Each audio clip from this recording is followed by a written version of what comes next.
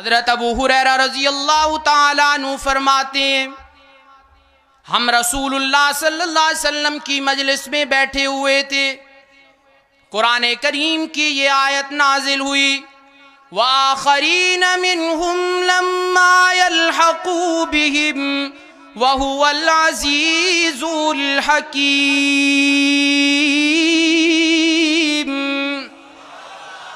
اس آیت کا مفہوم دو لفظوں میں عرض کرتا ہوں۔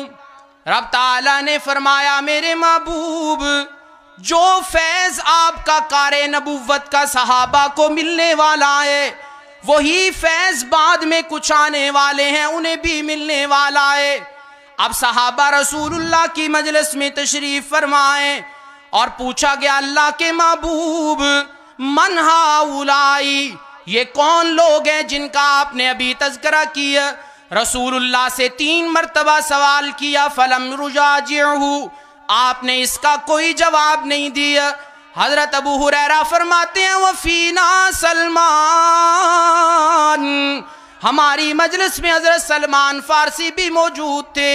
فوضع النبی صلی اللہ علیہ وسلم یدہ علی سلمان، رسول اللہ نے اپنا ہاتھ مبارک حضرت سلمان فارسی کے کاندھے پہ رکھا اور فرمایا کہ لَنَالَهُ رِجَالٌ مِّنْ هَؤُلَاءِ، قبیلہ بنو فارس سے جن کا تعلق ہوگا وہ اس آیت کے مصداق ہیں۔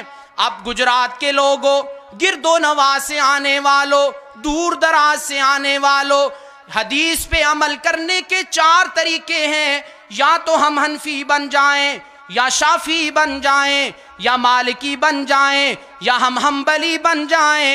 اب ان 4 میں سے دیکھو نا کون سا فارس کے قبیلے میں سے؟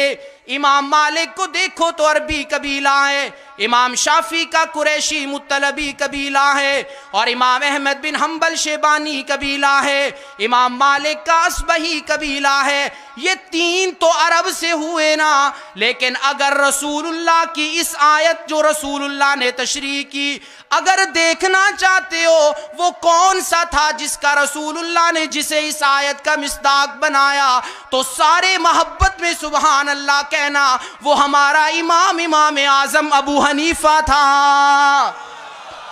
وہ ایک وہی تھا جو فارس میں سے تھے نا، رسول اللہ نے فرمایا